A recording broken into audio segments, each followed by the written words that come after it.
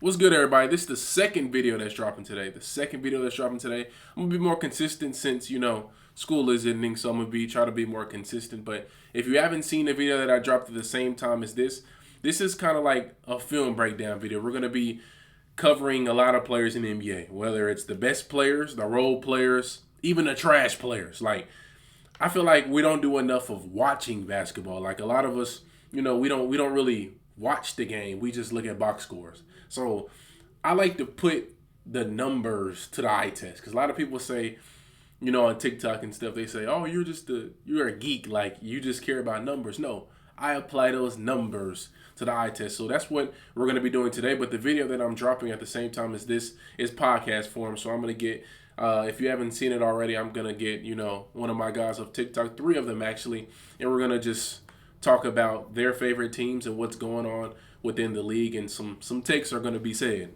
I don't know what it is. You're just going to have to go check it out, but some takes are going to be said, and just learn about basketball. This is what this channel is about, and this is just, teaching you guys, and we're all learning.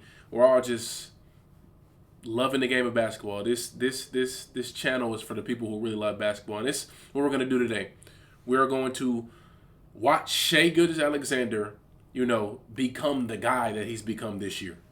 Shai Gilgeous-Alexander has been amazing this year. He's been on his way. He's making those checkpoints to becoming an all-time great player. That's exactly what he is. He's won a championship last year. He's won a Finals MVP last year.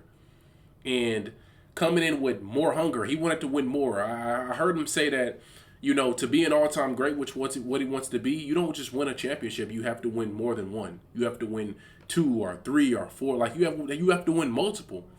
And he came into this year hungry, and it's just showing. He's been the better player. His team has been better than what they were last year, and their record are showing. They got a good win today against the Mavericks, a dominant win, and they're 22-1. They're 22-1 through a month or month and a half of basketball. They've only lost one game. And you know what it took for them to lose one game? It took for them to have about 3-4 starters out, have blowing a 20-point lead on a back-to-back against a tough Portland team. That's what it took for them to just lose one game. One game. Trust me, I'm an Anthony Edwards fan. I'm watching Anthony Edwards, have this performance against the Oklahoma City Thunder, and they just find ways to win every night, whether it's they're going to blow you out and Shai doesn't play fourth quarters, or in the clutch. You think you got them, but you don't. You think you have them, but you don't. And this is one of these teams where everybody else is trying to get to their level.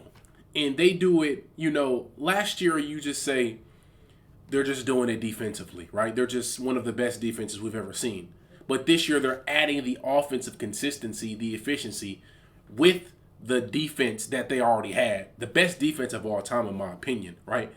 And it stems from their star. They're taking on a personality of their best player. Okay, you want to eat, you want to get better, we going to do the same, right?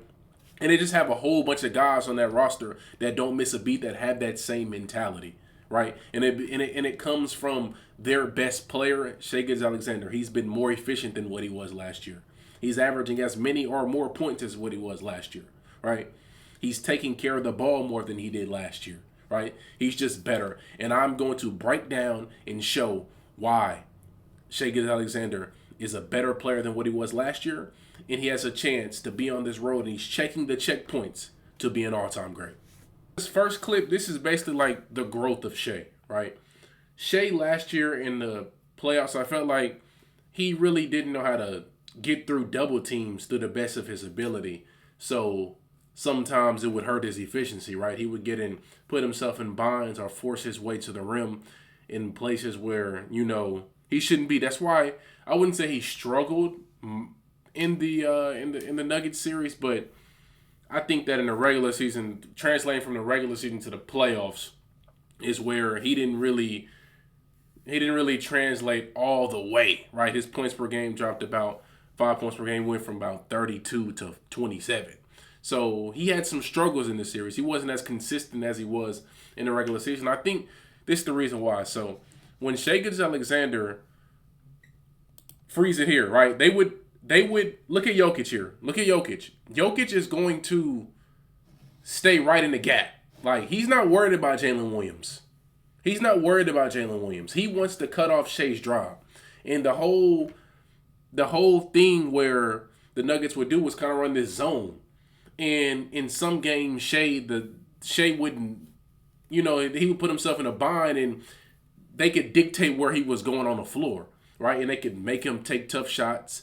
His shot selection wasn't, the greatest throughout the series. He had a game where he had more than 3 turnovers, right? And as I mentioned earlier, he doesn't really make mistakes. Like, he doesn't turn the ball over, right? So, Shai Gilgeous-Alexander puts himself in a bad position because now look at MPJ. He's already sitting there waiting on Shai's drive.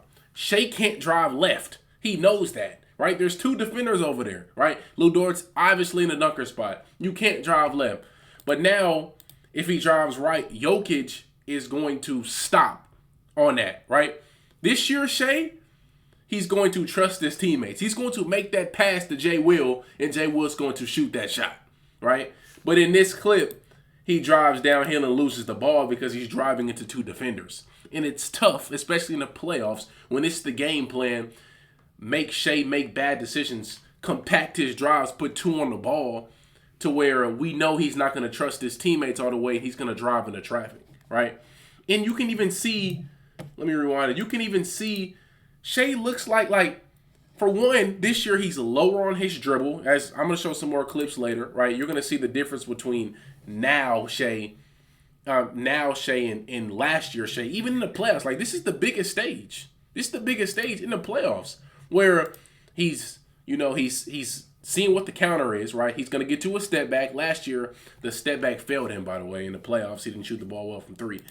But then he sees MPJ, so he drives hard right? Jokic is going to attack on that drive. He's going to dig down on that drive. And Jay Will's wide open, and they're fine with that. They know that Jay Will is not going to make, Shai's not going to make this pass. So he's going to drive right and turn the ball over, or make a bad shot attempt to where it should have been an open 3 for Jay Will. You got to trust your teammates in that position, especially a shooter that's capable of making a wide open 3 like this.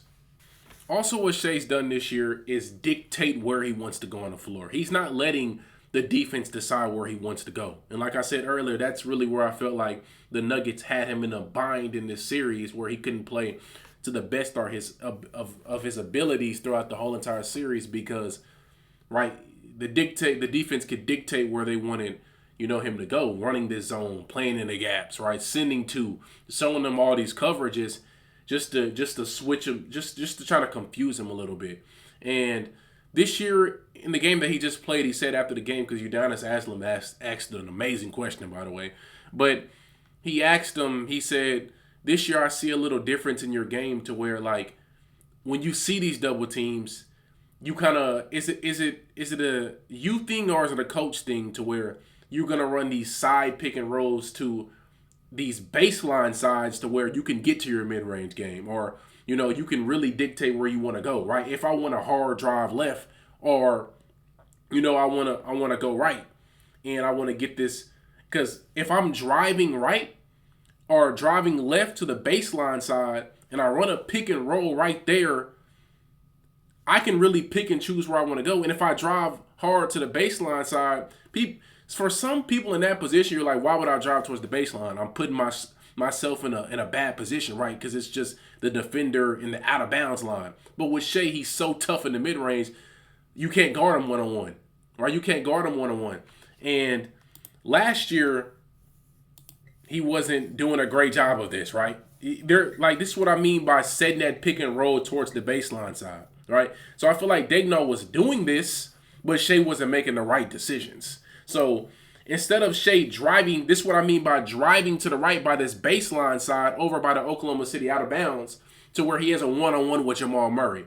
And then if Peyton Watson digs down on that drive all the way to that short mid-range, then Caruso has a wide open 3. And if Caruso wants to move the ball one more to a better shooter in Chet, right? Well, I wouldn't say a better shooter, but if he doesn't trust his jumper, Aaron Gordon's got to rotate 1. Aaron Gordon's got to rotate 1. I swing, and I got a Isaiah Joe in the corner, probably wide open for 3 if the rotations are correct, right? So instead of him driving to this right side to where he has a one-on-one pull-up mid-range on Jamal Murray, he's going to drive right back into the defense. He's going to drive right back at Peyton Watson. And then he realizes I have nowhere to go. And he tries to step back out outside right. And that's just a hard move to make. That's just a hard move to make. When you're driving to your left, he already jumped off his right foot. So he kind of traveled. He kind of traveled, no call. Then you kind of you realize you're in a bad position, and I'm throwing a jump pass to nowhere. Peyton Watson, 6'8" with a long wingspan. He can contest this pass. And Aaron Gordon's, yeah, he's playing 1-on-2. You had the defense collapse on you, but this is a hard pass to make, and Peyton Watson's a good defender, so he's going to get his hands on the ball. And what does that lead to? A turnover. And he had 5 turnovers in this game, all right? I'm going to show you an example later and how Shai Alexander is smarter, and he's not turning the ball over, and he's more in control of the game.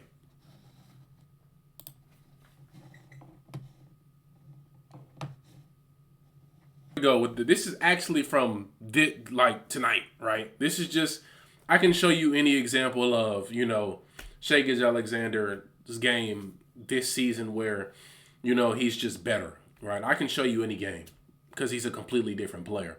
And this is where I'm trying to show, the people that don't really see it, where you can see it now. Like, trying to explain to you, you can see it now. And how he's more in control of his game. It's a simple little thing, right? I feel like a ton of players, when you get older, right, you get better. There's tiny margins in your game you have to fix in order to be an all-time great. And you have to get better year by year, because every time you get better, other players get better. More film comes out on you. Players learn how to guard you. So you're going to have to learn how to get better by the margins, the little bitty things, the small things. This is a small thing in his game that's allowing him to be a better basketball player. For one, his change of pace. You probably might not notice it, but in the last videos that I showed y'all, Shai was, you can tell his speeds were all one speed a little bit. Like it's all at the same speed. Now, Shai's slow to fast, fast to slow, slow to fast. He already had that change of pace to his game in a sense, but now you can tell he plays with it more all the time, and he's in more control of it. Like he just tightened it just a tad bit. Like he just tightened it up, right? That change of pace in his game is allowing him to be in more control of the basketball game, and he's being able to dictate more where he's going on the floor. So, and he's also lower with his dribbles, right? Look at this move by Shai. Look at this move. So what I mean, they go back to that. This time they have a player in a strong side corner. Usually they don't have this guy in a strong side corner. This corner is empty, right? Shai knows that, but they're still going to this little guard to guard ball screen towards the baseline side. Shai, right? You see that little? It's a hezzy cross. But it's a change of pace with it, though. So it's going to come here, hezzy cross. He's already beat him. Before Najee Marshall can already commit to the drive, he's already beat him. And then when he sees Najee Marshall come in here, he's going to do a low pickup. So now they know they can't foul him, right? They know they can't foul him. He already beat him. He's already beat. He's already beat to the spot. So now Brandon Williams is trying to come back in front. Look. He's already beat. Shai's low to the ground. Like you can see in the last video, Shai didn't really get low. He was all up high. Now when he hits that hezzy cross, he's lower on his dribble. Max Christie's the low man, right? Low pickup. Najee Marshall's lucky he didn't get a foul call here because he reached in. And this is tough. This is still a tough shot. But you don't have much rim protection on the floor, because Dwight Powell's guarding Jay Will on the perimeter. That's an advantage to their, to Oklahoma City, so he can stretch the floor. But he just hits a little bank shot over the top of the defense. Like, those little things is allowing him to just get better, to be more efficient, to get better. So once again, this is another example of Shai having control of the basketball game, right? Look at all these guys. They're not worried about Jay Will coming down the floor. Dang coming down the floor. Case and Wallet, all eyes are on Shai. When you're a great player, you're going to get that type of attention. You're going to have that type of gravity. right? And instead of Case and Wallace setting the ball screen, now it's Aaron Wiggins, right? Brandon Williams, we want to attack this guy. You bring Brandon Williams in my game, Dagnall said we're going to attack this guy. Najee Marshall's a good defender, like I said. He's trying to fight through this ball screen, but he can't. Aaron Wiggins sets a good one. But as you can see, there's nobody in this corner this time, right? There's nobody in this corner. So he has that whole side by himself, like I showed y'all in the previous clip with the Nuggets, where he had the whole right side to himself. So Shai Alexander is going to get Brandon Williams here. And here's the change of pace I was talking about. This is nasty. I'm going to run it all the way through one time. This is nasty. This is nasty, y'all. It's nasty. This is nasty. Let me change of pace, slap. Like, he going to start slow like he's setting them up. Then he's going to go quick into a spin move. This is all with the left hand. All with the left hand. He's going to spin through traffic, get Najee Marshall one-on-one. And now he's already spin out of that double. He's already spinned out of that double, and now he has one-on-one with Najee Marshall. And for anybody else, this is a tough shot, but for Shai, it's cash money. It's cash money. He's just simply dictating like anything he wants to do. Everything that he wants to do, right? Run it one more time. He's going to get it here, spin right off of Brandon Williams like he's a cone.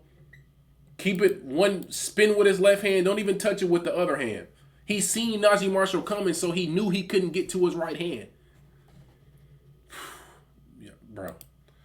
Step back, cash money. He missed one field goal in this game. He missed one field goal in this game. 95 true shooting. This is an elite player, y'all. This is an elite player. This is an elite player. And as y'all know, last year, if you watch the series, Denver would run this zone, right? They would run this zone on Shai Alexander. And I feel like he didn't really trust his teammates to the best of his ability. He didn't turn up all over a ton, but I feel like there was instances where he felt like he kind of had to force the issue, right? Where he felt like he had to do it all himself. Like he had to beat a whole zone by himself. No, you don't. You have teammates, and you can make the game easy for them if you put them, you know what I'm saying? Like, if they can read and react off of you when you make the pass to them, right? And this is a great example with Shai. It's not just the scoring, right? It's not just him being in more control over the game. You know, it's him making these reads that he wasn't doing last year, right? And I know the assist amount is the same, right? He's still only averaging 6.5 assists per game. But I think he's become smarter and you know, a better playmaker. He's more making just more reads like this, just trusting his teammates more. That's all he's doing. Like, Shai's a player where he's a scorer where he's not really forcing his shots. He's not going in there hunting for shots. He's going to let the game come to him. Like, he's not going to come out and just shoot the ball and try to get to the free throw line. He's wanting to get his teammates involved first, get his teammates going. Because now if J-Dub gets going, now if Chet gets going, now if J. Will gets going, now if Aaron, if all these guys get going, then if you double team me and you leave them playing 4-on-5, we're gonna burn you every time, right? And starting out in this game, Chet and J. Will were the first ones to score. Like, Shai didn't get his going until probably the middle of the first quarter, right? So here comes this zone look, right? Najee Marshall doesn't even react to Kenrich Williams, right? And that's the game plan. That's the game plan, right? It's boxes and elbows on Shai, kind of like a 1-2-2 look, right? That's the game plan. And Shai sees that. Last year, he would have held this ball and tried to kill Brandon Williams in the mid-range. That's what he would have tried to do. But no, he sees that just simply those are great pass in the middle of two defenders. And that's, you know, if that's a better rim protector, that's probably blocked. But that's Dwight Powell. You can see Shai knows. Little fist pump. He knows exactly what he's doing. He's just trusting his teammates more, and he's doing it all while not turning the ball over. And that's why Shai is just becoming an elite player. So, as I shown in the clips and the examples, we went over the film breakdown. Shai's just becoming more in control of the game. He's becoming, you know, he's checking those checkpoints to be one of the best players that we've ever seen. He has a lot more winning to do. I think he's super young, and he has a lot more things to go through in order to get there, but he's on his way. He's checking those checkpoints. And when you become a master at your craft the way that he's becoming at it, then it's amazing to watch. And me being younger, right? I didn't really notice these things at first when he was coming into the league, right? I didn't really know about Shai. I'm gonna be honest. I had to, when I started locking in and doing this for real, I had to go back and really watch, the growth of Shai. So I can say that I watched the growth of Shai, and because when he came into the league, I was like 15 years old. So I wasn't worried about watching NBA film. I was worried about myself playing hoops. But watching the growth of Shai coming in, not being the highest stouted prospect, not being a guy that you would have just came in and say, oh yeah, he's going to be one of the best players we've ever seen. Just watching that growth from Shai, getting better every single year. He's finding small margins to get better every single year, and it's working. Right? Shai Alexander is averaging 33 points per game on 68 true shooting, which is the most points per game in an efficiency for a guard ever. Ever. He's the only guard in NBA history to average this many points and only average one turnover. He's efficient everywhere on the floor. He's just more in control, like I showed y'all, and he's becoming one of them ones. So I just want to give Shai his love, respect to Shai. There's going to be more film breakdowns coming soon. Let me know if you've made it to the end of this video. Let me know what players you want to see. Let me know what players you want to see. If you don't want to put it in the comments, check me out on TikTok. Go text me on there, Top One Hoops. I'm happy to break down good players, role players, bad players. If you want to know why your team's playing so bad, I can break it down, right? If you want to know why your favorite player is playing, he's not doing this correctly, or I can break it down. I'm here to do that. And just text me on there and or comment under the video. And like this video if you would, please. I love every single last one of y'all. I appreciate y'all. And God bless y'all. Y'all have a great rest of your day, night, wherever you watching. Peace out, man.